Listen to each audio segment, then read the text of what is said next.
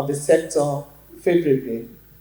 The Nigerian Society of Engineers believes that one of the numerous ways to go is by strengthening local content policies, by encouraging the participation of Nigerian engineers, technologists, contractors, and indeed all stakeholders in the petroleum industry. We can build local capacity, create jobs, and stimulate economic growth by doing so. And this will also reduce our dependency on foreign expertise and retain more value within our economy. I am hopeful that by the presence of our lawmakers from both chambers of the National Assembly, legal professionals, and other participants at this event, discussions concerning regulatory frameworks will also be brought to the table for us to effectively discuss. Distinguished ladies and gentlemen, the prevailing insecurity in our petroleum-producing regions is a matter of concern, and it's one of the areas that has been mentioned by the NAPE President himself, and indeed the keynote speaker. Insecurity poses a significant threat to the continuous operation of petroleum activities. It disturbs production, deters investment, and undermines the stability of the sector. To ensure that petroleum activities can proceed without hindrance, the government must take decisive actions to address insecurity. And a number of these actions have been enumerated in the papers earlier presented by both the keynote speaker and the NAPE President. Another matter equally important to stakeholders to discuss here today is the judicious use of the revenue generated from our petroleum resources.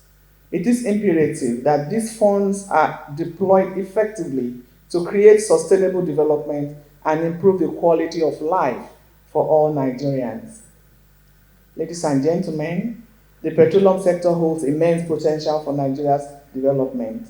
By implementing these strategies and fostering collaboration among all stakeholders, we can ensure that the dividends of this sector translate into tangible benefits for all Nigerians and contribute to the consolidation of our democracy.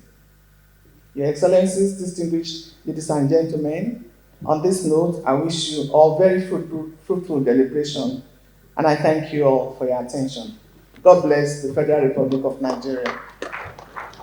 Our twin brothers working in the two sister chambers of the National Assembly in the 10th, while delivering his remarks, apologizing to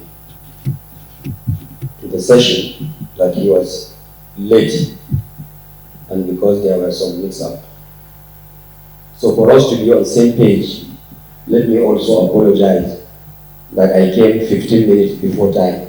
And next time, when I will be coming, I will make sure I come exactly at 10 o'clock, even if it's for 10, so that I won't be here waiting for others to come. Distinguished ladies and gentlemen, I have a speech which I'll just present.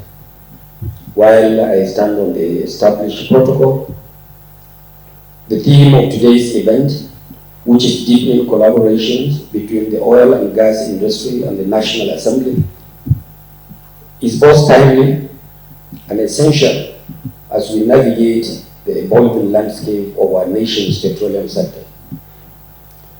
The House recently concluded the National Assembly Open Week, which underscored our commitment to transparent engagement with stakeholders. This dialogue, therefore, can be described as a proactive strategy to further ensure exclusivity and accountability in the legislative processes. And we commend NAPE for facilitating this very important event. The oil and gas industry remains the cornerstone of Nigeria's economy, driving growth, innovation, and development. The House and Senate committees on petroleum resources upstream have jurisdiction over all exploration and exploitation activities in this sector. Therefore, fostering a strong relationship between the industry and the National Assembly is imperative for sustainable progress. Our duty as legislators, like my colleague rightly said, is to create a conducive environment through sound policies and legislation that will enhance the efficiency and competitiveness of this vital sector. The legislative agenda of the 10th House of Representatives under the able leadership of the Speaker of the House of Representatives, Right Honorable Tajuddin Abbas, PhD, focuses on several key areas that impact the petroleum industry, including economic development, security, and environmental sustainability. You are all aware that the National Assembly, through the PIA, has provided a structured framework for the oil and gas sector. Our priority is to ensure that extraction maximizes resource utilization while creating job opportunities and shared prosperity for all Nigerians. Furthermore, we are committed to environmental justice, ensuring that our activities do not compromise the health and well-being of our communities. If I may add at this point also, just like my distinguished senator has explained, while we undertake our legislative duties and assignments, and also representing the interests of the people that voted us into the House of Representatives and the Senate respectively, I would like to put across that the PIA, which is the supreme legal framework today governing the oil and gas industry in the country, was not a legislation that was cast on iron. And I believe with this kind of interaction with stakeholders like you, we will always look at the PIA as work in progress. So should there be any other area, especially in the content and the contents and even intent of the PIA, where you have some issues to raise, then this kind of engagement will definitely offer you that opportunity so that we interface with you, get the gray areas, and continue to work on it and see how we can come up with the finest legislative framework to govern the oil and gas sector in this country, so that we can also compete along with all other global institutions in the oil and gas sector. So I hope stakeholders will always look at the PIA not like it's not an edict, or it's not like what you call this military legislation. It's not a decree. So it's a legislation that will always expect contributions from the stakeholders, and let's see how we can really fine-tune the effectiveness of the laws we make for our people and for the economy. I commend the Nigerian Association of Petroleum Explorationists, NAPE, for their steadfast commitment to the advancement of the petroleum industry in Nigeria. Your efforts in promoting best practices, innovation, and professional excellence in exploration and exploitation activities are indispensable for the sector's growth and development. Distinguished ladies and gentlemen, as we deliberate on strategies to strengthen our partnership, let us remain focused on our shared goals of sustainable development, economic prosperity, and environmental stewardship. The National Assembly is resolute in this regard, in its commitment to supporting initiatives that will enhance the sector's resilience and global competitiveness. Ladies and gentlemen, I thank you so much for listening. God bless the Federal Republic of Nigeria. To be here this morning, and it's very exciting to listen to Senator Jonah Williams when he disclosed to all of us here that he participated in the bidding round in 2000. Thank you very much, and I don't know whether you won, but I know that Atala Field, which I was privileged to have worked on, still remains a jewel. And whatever is happening to it now, I still believe there's a lot of new life that is able to be enhanced out of that asset. And once again, you are very welcome, and thank you very much for the very encouraging words of encouragement that you have given to us today, that this session is essentially one that will allow us to dialogue and collaborate. And it's always a very important opportunity to be in a gathering like this. Well, today, I was accusing the president of NAPE, and I said this was a fix-up, in that initially I was invited to this gathering. I was supposed to be just to come and listen. And then I was asked if I could say one or two things, and then eventually I got trapped to becoming the keynote address. So please allow me. The discussion today is shaping a new agenda for the future of Nigeria's oil and gas. And, excuse me. Okay. So I have prepared some slides which will guide my thought process as I ramble along on this very, very important topic. And for emphasis, I say it again, it's shaping a new agenda for the future of Nigeria's oil and gas industry. I want to turn it as a case for legislature-driven initiative towards energy independence and energy security for our country. Now, the outline, as I'm going to talk, I'm going to give a little bit of an introduction. I want to set the pace or the stage for the engagement today. I want to quickly take us through the evolution of the Nigerian oil and gas industry. And then I want to ask the question, where is our oil industry today? Then I want to talk about something that is so much talked about currently, divestment by international oil companies. But nobody is talking about investments by independent Nigerian oil companies. And I want us to also talk about that at the same time, because they are related. You can't decouple one from the other. I also want to talk about the fact that whatever is happening in Nigeria, there's nothing unusual about it.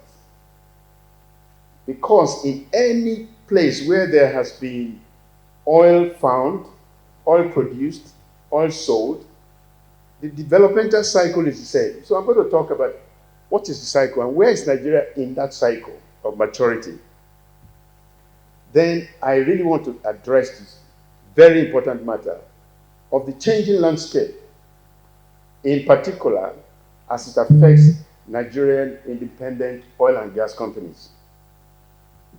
And then I will talk about the future outlook for Nigeria. It's very bright, and don't let anybody deceive us.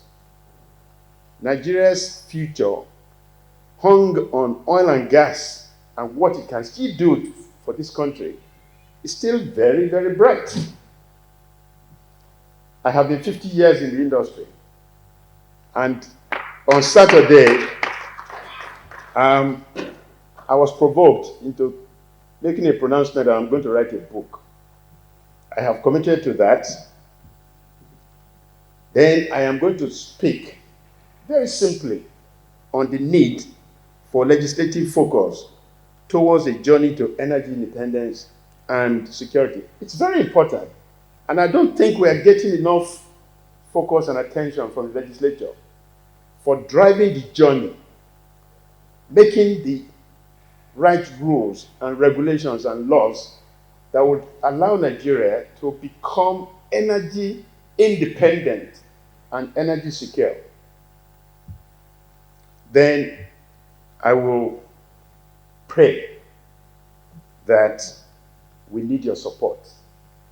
And we are asking of this as a professional body. So let me set the stage. And we want to solicit for active legislative support for speedy implementation of national agenda for energy security and independence. I go to the next slide. So let me show you the statistics for Nigeria that everybody knows this, but we often take it for granted. that Nigeria is the 9th largest proven gas reserves in the world. Count the countries of the world. Nigeria is number 9, top 10. We are actually the 2nd largest crude oil producer still in Africa. Never mind, we used to be number 1 for so many years, but unavoidably, our circumstances has slipped. Now, how can we get ourselves back to number 1 and remain there for the next 50 years? We'll talk about that. Now, something we take for granted is that 3% of global LNG market is from this country. Now, we have had a very, very long history that is predicated essentially on the word oil. And oil, at the very initial stages, if you don't mind, I think and it will set the stage for the deliberations this afternoon during the panel section. So I will just take some view slides. Some of the slides have actually been shown by Dr. Lai Fatuna, so I will quickly run through them just to set the stage for our discussion this afternoon. Now, upturning the low exploration spend for positive reserve growth in the Nigerian oil and gas industry is an area that I would like us to pay attention to. But having said that, there are other areas that I think will be of importance for discussion this afternoon. Now, some of the challenges that we have in the oil and gas industry have been discussed in detail in some of our past symposiums, some of our past workshops. However, and those that are of immediate concern are the few ones that I would like to highlight here for our discussion. Dr. Lai talked about the drilling production level, and that is very germane. It's creating the lackluster field development activities in the deep water today. Remember in those days where there were some government policies that encourage activities in the deep water, but today deep waters are very dominant. They are very domain because of lack of development activities. In terms of gas production, we can see low production level on our gas delivery. To say we have never been aggressive targeting gas as an explorationist. Most of the gas that we have today are associated gas because there is no deliberate effort to go for non-associated gas. Thank God, the recent presidential initiative will definitely encourage gas production and exploration in that space. The funding challenges has always been there. I'm going to talk a little more on that. Thank God we now have the Energy Bank, African Energy Bank, that the headquarters are now being confirmed to be situated in Nigeria, so that we go a long way. And it's also important to say that NAPE has also been one of the associations that have been advocating over the year for an energy bank of this nature to support exploration and development activities in this country. Then the fourth one that I would like to mention is the protracted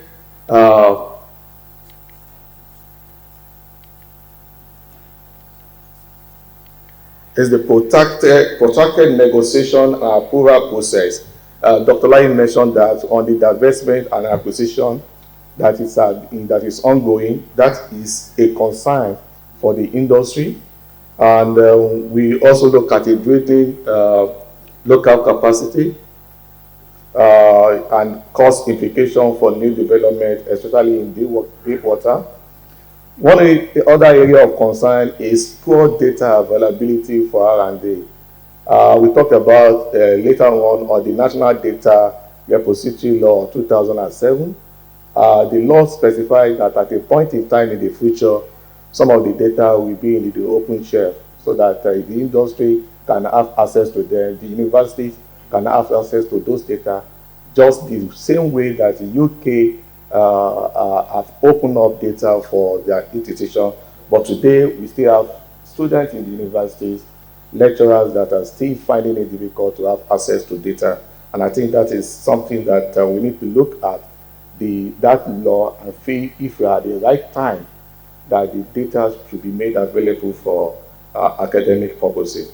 We also have the multifarious fees and charges, and you find out that in the industry we have about 20 different charges that is being inflicted on the oil and gas business. And when we look at the cost of doing business and we are trying to reduce our cost per barrel, when you have multifarious taxes, definitely it's going to build up on what the cost per barrel of production is going to be. Then the other one that is also important to talk about is the dismal performance.